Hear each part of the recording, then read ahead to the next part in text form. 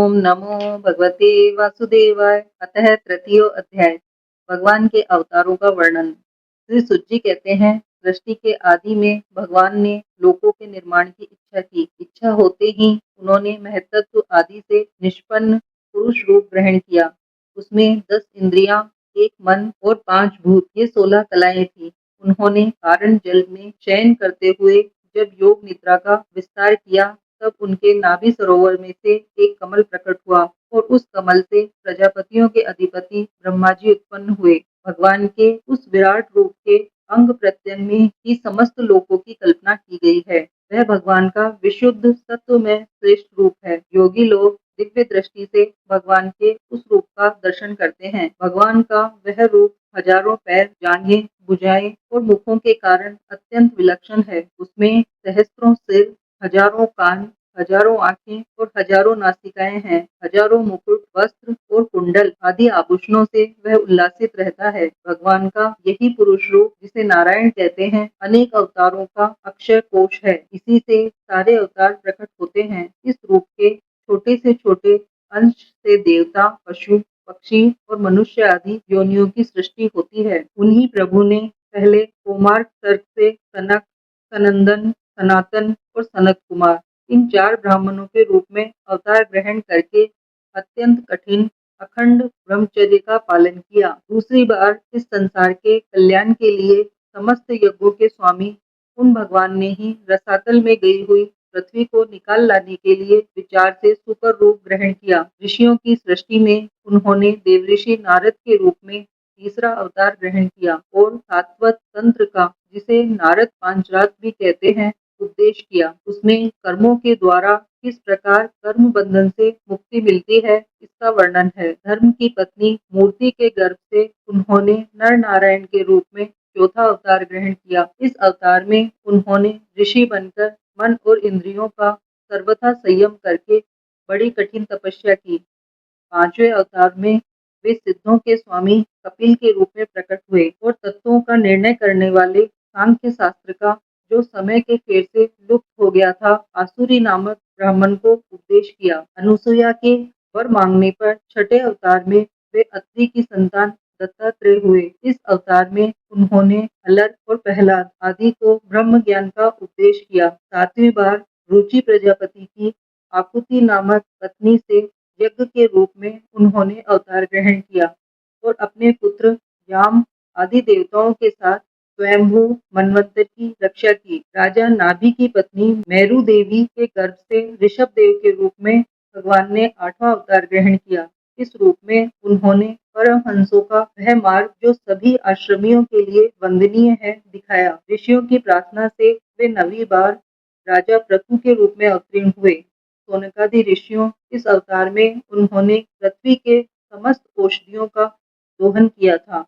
इससे यह अवतार सबके लिए बड़ा ही कल्याणकारी हुआ। चाक्षुष मनवंतर के अंत में जब सारी त्रिलोकी समुद्र में डूब रही थी, तब उन्होंने मत्स्य के रूप में 10वां अवतार ग्रहण किया और पृथ्वी रूपी नौका पर बैठाकर अगले मनवंतर के अधिपति वेवस्वत मनु की रक्षा की। जिस समय देवता और दैत्य समुद्र मंथन कर रहे थे, उस समय 11वां अवतार धारण करके कच्छप रूप में भगवान ने मंद्राचल को अपनी पीठ पर धारण किया। 12वीं बार धन्वंतरी के रूप में अमृत लेकर समुद्र से प्रकट हुए और 13वीं बार मोहिनी रूप धारण करके दैत्यों को मोहित करते हुए देवताओं को अमृत पिलाया। 14वें अवतार में उन्होंने नरसिंह रूप धारण किया और अत्यंत बलवान दैत्यराज हिरण्यकश्यप की छाती अपने नखों से अनायास ही इस प्रकार फाड़ डाली, जैसे चटाई बनाने वाला सीख को चीर डालता है। 15वीं बार वामन का रूप धारण करके भगवान दैत्यराज बलि के यज्ञ में गए। वे चाहते तो थे त्रिलोकी का राज्य, परंतु मांगी उन्होंने केवल 3 पग पृथ्वी। 16वें परशुराम अवतार में जब उन्होंने देखा कि राजा लोग ब्राह्मणों के द्रोही हो गए हैं, तब क्रोधित होकर उन्होंने पृथ्वी को 21 बार क्षत्रियों से शून्य कर दिया। इसके बाद 17वें अवतार में सत्यवती के गर्भ से पराशर जी के द्वारा वे व्यास के रूप में अवतीर्ण हुए। उस समय लोगों की समझ और धारणा शक्ति कम देखकर आपने वेद रूप वृक्षों की कई शाखाएं बना दी। 18वीं बार देवताओं का कार्य संपन्न करने की इच्छा से उन्होंने राजा के रूप में राम अवतार ग्रहण किया। सेतु बंधन, रावण वध आदि वीरतापूर्ण बहुत सी लीलाएं की। 19वें और 20वें अवतारों में उन्होंने यदुवंश में बलराम और श्री कृष्ण के नाम से प्रकट होकर पृथ्वी का भार उतारा। इसके बाद कलयुग आ जाने पर मगध देश में देवताओं के ऋषि दैत्यों को मोहित करने के लिए अजन के पुत्र रूप में आपका बुद्ध अवतार होगा। इसके भी बहुत पीछे जब कलयुग का अंत समीप होगा और राजा लोग प्राय लुटेरे हो जाएंगे, तब जगत के रक्षक भगवान विष्णु यश नामक ब्राह्मण के घर कलिक रूप में अवतार लेंगे। सोनकादि ऋषियों जैसे अगाध सरोवर में हजारों छोटे छोटे नाले निकलते हैं, वैसे ही तत्व निधि भगवान श्री हरि के असंख्य अवतार हुआ करते हैं। ऋषि, मनु, देवता, प्रजापति, मनुपुत्र और जितने भी महान शक्तिशाली हैं, वे सब के सब भगवान के ही अंश हैं। ये सब अवतार तो भगवान के अंशावतार अथवा कला अवतार हैं, परंतु भगवान श्री कृष्ण तो स्वयं भगवान ही हैं।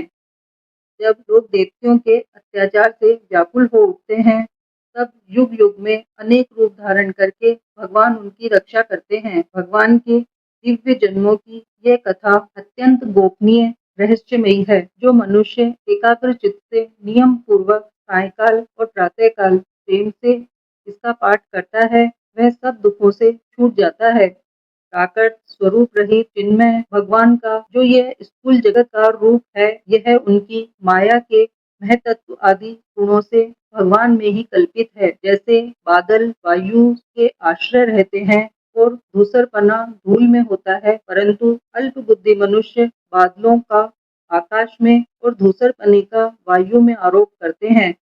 वैसे ही अविवेकी पुरुष सबके साक्षी आत्मा में स्थूल दृश्य रूप जगत का आरोप करते हैं। इस स्थूल रूप से परे भगवान का एक सूक्ष्म अव्यक्त रूप है, जो न तो स्थूल की तरह आकाश आदि गुणों वाला है और न देखने सुनने में ही आ सकता है। वही सूक्ष्म शरीर है। आत्मा का आरोप या प्रवेश होने से यही जीव कहलाता है और इसी का बार बार जन्म होता है। उपयुक्त सूक्ष्म और स्थूल शरीर अविद्या से ही आत्मा में आरोपित है। जिस अवस्था में आत्म स्वरूप के ज्ञान से यह आरोप दूर हो जाता है, उसी समय ब्रह्म का साक्षात्कार होता है। तत्व ज्ञानी लोग जानते हैं कि जिस समय ये बुद्धि रूपा परमेश्वर की माया निवृत्त हो जाती है, उस समय जीव परमानंद में हो जाता है और अपनी स्वरूप महिमा में प्रतिष्ठित होता है। वास्तव में जिनके जन्म नहीं है और कर्म भी नहीं है, उन हृदयेश्वर भगवान के अप्राकृत जन्म और कर्मों का तत्वज्ञानी लोग इसी प्रकार वर्णन करते हैं, क्योंकि उनके जन्म और कर्म वेदों के अत्यंत गोपनीय रहस्य हैं। भगवान की लीला अमोघ है। वे लीला से ही इस संसार का सृजन, पालन और संहार करते हैं, किंतु इसमें आसक्त नहीं होते। प्राणियों के अंतःकरण में छिपे रहकर ज्ञानेंद्रिय और मन के नियंता के रूप में उनके विषयों को ग्रहण भी करते हैं, परंतु उनसे अलग रहते हैं। वे परम स्वतंत्र हैं। ये विषय कभी उन्हें लिप्त नहीं कर सकते। जैसे अनजान मनुष्य जादूगर अथवा नट के संकल्प और वचनों से की हुई करामात को नहीं समझ पाता, वैसे ही अपने संकल्प और वेदवाणी के द्वारा भगवान के प्रकट किए हुए इन नाना नाम और रूपों को तथा उनकी लीलाओं को सुबुद्धि जीव बहुत सी तर्क युक्तियों के द्वारा नहीं पहचान सकता। चक्रपाणि भगवान की शक्ति और पराक्रम अनंत हैं।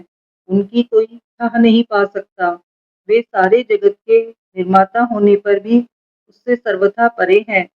उनके स्वरूप को अथवा उनकी लीला के रहस्य को वही जान सकता है, जो नित्य निरंतर निष्कपट भाव से उनके चरण कमलों की दिव्य गंध का सेवन करता है, सेवा भाव से उनके चरणों का चिंतन करता रहता है। सोनकादि ऋषियों, आप लोग बड़े ही सौभाग्यशाली अथवा धन्य हैं, जो इस जीवन में और विघ्न बाधाओं से भरे हुए इस संसार में समस्त लोकों के स्वामी भगवान श्री कृष्ण से वह सर्वात्मक आत्मभाव, वह अनिर्वचनीय अनन्य प्रेम करते हैं, जिससे फिर इस जन्म मरण रूप संसार के भयंकर चक्र में नहीं पड़ना पड़ता। भगवान वेदव्यास ने यह वेदों के समान भगवत चरित्र से परिपूर्ण भागवत नाम का पुराण बनाया है। उन्होंने इस अलाभनीय, कल्याणकारी और महान पुराण को लोगों के परम कल्याण के लिए अपने आत्म ज्ञानी शिरोमणि पुत्र को ग्रहण कराया। इसमें सारे वेद और इतिहासों का सार सार संग्रह किया गया है। सुखदेव जी ने राजा परीक्षित को यह सुनाया। उस समय वे परम ऋषियों से घिरे हुए आमरण अनशन का व्रत लेकर गंगा तट पर बैठे हुए थे। भगवान श्री कृष्ण जब धर्म, ज्ञान आदि के साथ अपने परम धाम को पधार गए, तब इस कलयुग में जो लोग अज्ञान रूपी अंधकार से अंधे हो रहे हैं, उनके लिए यह पुराण रूपी सूर्य इस समय प्रकट हुआ है। सोनकादि ऋषियों जब महातेजस्वी श्री सुखदेव जी महाराज वहां इस पुराण की कथा कह रहे थे, तब मैं भी वहां बैठा था। वहीं मैंने उनकी कृपा पूर्ण अनुमति से इसका अध्ययन किया। मेरा जैसा अध्ययन है और मेरी बुद्धि ने जितना जिस प्रकार इसको ग्रहण किया है, उसी के अनुसार इसे मैं आप लोगों को सुनाऊंगा। इति श्रीमद्भागवते महापुराणे परमहंस्यां संहितायां प्रथम स्कंदे नैमिषोपाख्याने तृतीयो अध्याय समाप्त।